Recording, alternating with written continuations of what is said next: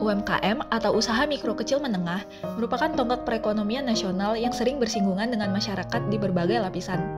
Banyaknya produk yang beredar mendorong dilakukannya pengawasan dan pendampingan terkait kelayakan, kebersihan, serta kehalalan akan produk UMKM yang diedarkan, terutama produk di bidang pangan. Selain pendampingan, dilakukan juga sertifikasi dengan berbagai parameter ketercapaian. Dalam aspek kehalalan misalnya, MUI dan LPPOM menjadi wadah pembinaan dan sertifikasi halal untuk unit usaha masyarakat mendapat jaminan produk yang halal. Pada berbagai daerah, produk UMKM yang telah bersertifikat halal masih rendah jumlahnya.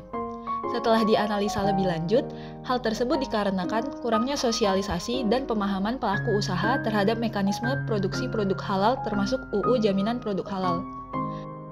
Adanya sertifikasi halal penting dikarenakan dapat mempertegas kehalalan suatu produk makanan, mulai dari cara pemrosesan dari bahan mentah hingga ke tahap akhir. Selain itu, masyarakat secara umum menjadi lebih percaya terhadap produk-produk UMKM, sehingga diharapkan hubungan masyarakat dengan UMKM tetap terjalin baik, terutama untuk masyarakat Muslim. Berkaca dari pengalaman tersebut, Institut Teknologi 10 November atau yang kerap kita sapa ITS turut berperan aktif dengan melakukan pendampingan halal kepada pelaku usaha UMKM melalui kegiatan kuliah kerja nyata dan pengabdian kepada masyarakat.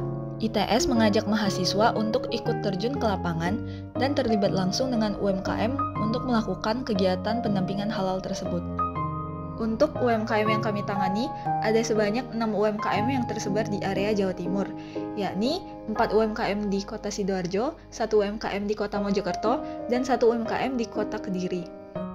Sebelum dapat melakukan pendampingan hingga ke tahap verifikasi dan validasi atau verval dan sertifikasi, agenda pertama yang wajib diikuti oleh seluruh mahasiswa dalam tim KKN adalah pelatihan pendamping halal.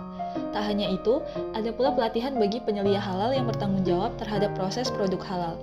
Kedua kegiatan webinar ini dilakukan selama 2 hari melalui Zoom untuk membahas terkait materi-materi penting yang harus dikuasai, seperti pengetahuan bahan, digitalisasi dan dokumentasi, hingga proses verifikasi dan validasi yang akan dilakukan.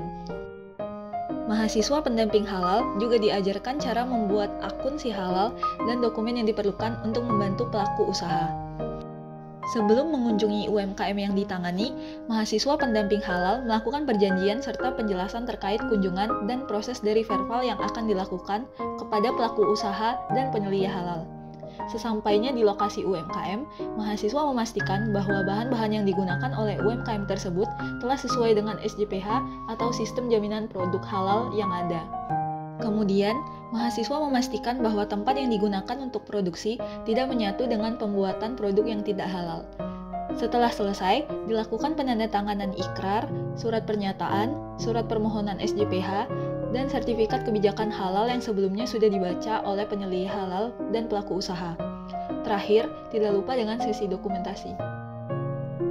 Setelah semua kegiatan verval di tiap UMKM telah selesai dilaksanakan, diadakan FGD atau Forum Group Discussion, di mana FGD ini sendiri berjalan selama 2 hari yang diikuti oleh seluruh pendamping halal beserta tim dosen pendamping. FGD dilakukan untuk membahas hasil verval dari masing-masing UMKM dengan melakukan presentasi tiap tim, dan dilanjutkan dengan sesi evaluasi dan diskusi serta membahas berbagai target luaran APMAS. Setelah FGD dilaksanakan, tiap mahasiswa pendamping halal akan membuat eksekutif summary dan logbook dari kegiatan verval yang telah dilakukan. Seluruh dokumen yang dibuat akan diajukan kepada BPJPH atau Badan Penyelenggara Jaminan Produk Halal untuk kemudian diajukan lagi kepada Fatwa MUI. Setelah lolos melalui proses persidangan, BPJPH akan menerbitkan sertifikat halal yang nantinya dapat diunduh oleh pelaku usaha dari si halal.